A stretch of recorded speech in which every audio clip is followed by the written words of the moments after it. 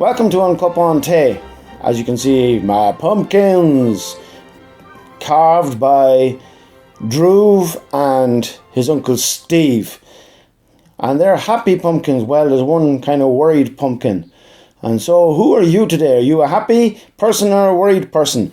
But anyway, folks, it's coming up to Halloween weekend and it's very exciting. Let me tell you why it's exciting. It is exciting because this weekend, many, many moons ago, in the last millennium, myself and Queen Victoria met for the very first time. And no, it wasn't love at first sight. But I am going to talk about something that is about love. How many of you as kids remember going and playing a game where you had an apple hung from a string from the roof of your house, and then the idea was to try and take a bite of the apple? Well, the point is that when we then go and look into the significance of what this is, it's an old Irish tradition which wasn't part of all of Halloween, but was actually something that was done all year round, but became synonymous with Halloween. And why is that? Well, the apple is a representation of love. Now, here's the interesting thing that I think about. I'm not a person who's big into Halloween by any stretch, but the point that I would like to bring out is this: that paganism has been something that Satan has used to go and take what is good and twist it into something evil.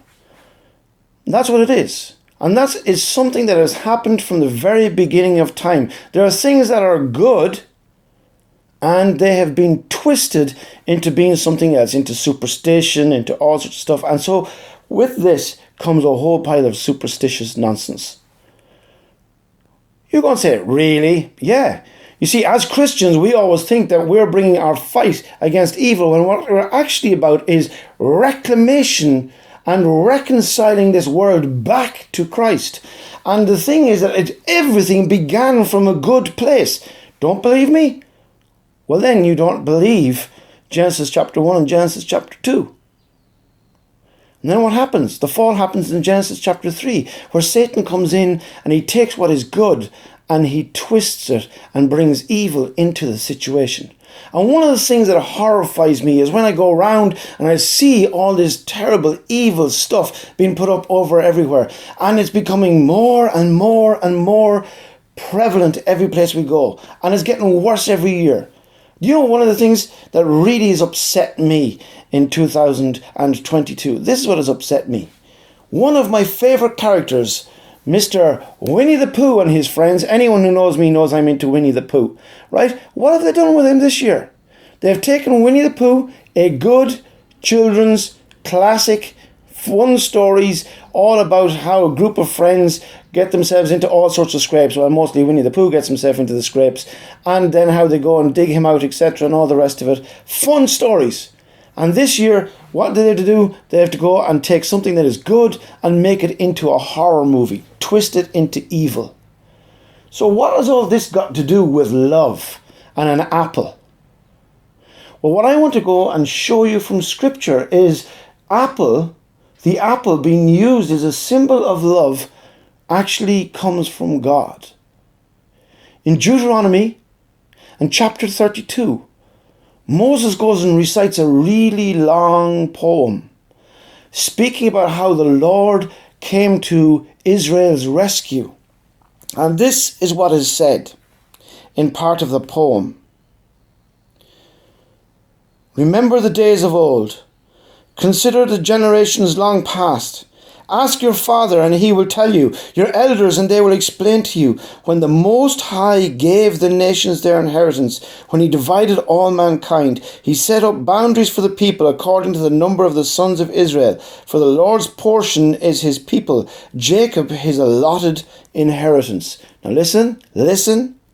In a desert land he found him, in a barren and howling waste.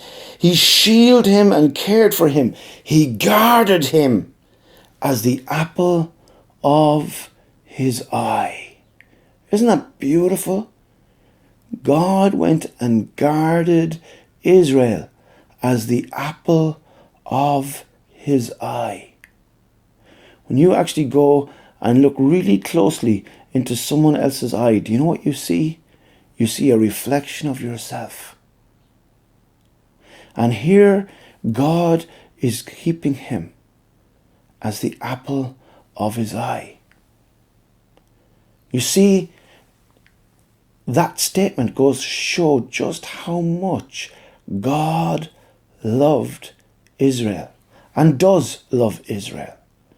It also shows us how much that God goes and loves you. And that to me is exciting.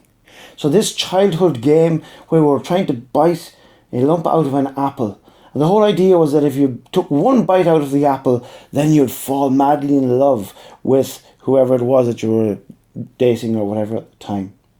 If you had 2 bites out of the apple, it wasn't going to last. All this sort of nonsense that they've come up with. But the apple itself is a picture of God's love for you. Really? I'm not buying this. Okay. Well, let's go to Psalm 17. In Psalm 17, David has written a prayer, and this is his prayer, and this is my prayer for me, and this is my prayer for you in regard to all of this.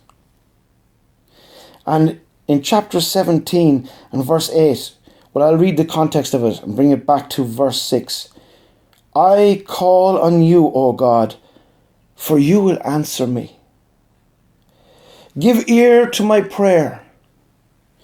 Hear my prayer. Show the wonder of your great love. You have saved by your right hand those who take refuge in you from their foes. Keep me as the apple of your eye. Hide me in the shadow of your wings, from the wicked who assail me, from my mortal enemies who surround me. See that? Keep me as the apple of your eye. That's his prayer to God. Something beautiful, something to be cherished, something loved. Keep me as the apple of your eye.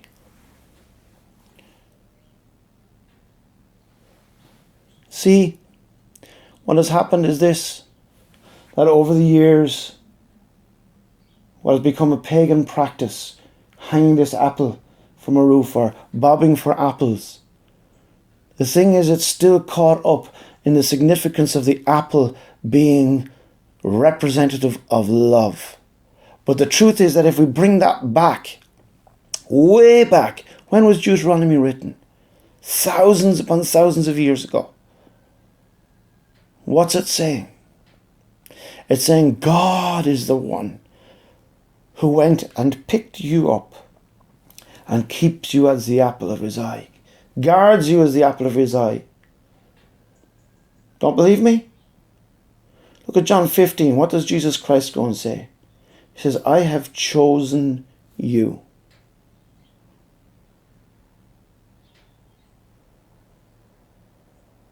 You're chosen. You're the apple of God's eye. Is it only right that we just pray, keep me as the apple of your eye?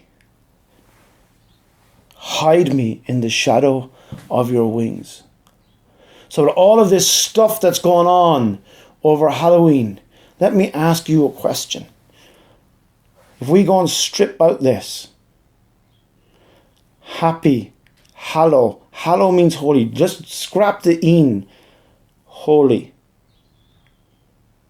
How can you have a happy, holy weekend with the Lord? And how can you bless others in this time when everybody else is looking at evil, putting out ghosts, putting up devils, putting up all this sort of stuff? How can you shine in this time, revealing that you are the apple of God's eye, and so are those around about you, and how he longs to have a relationship with them as he does you? think about it.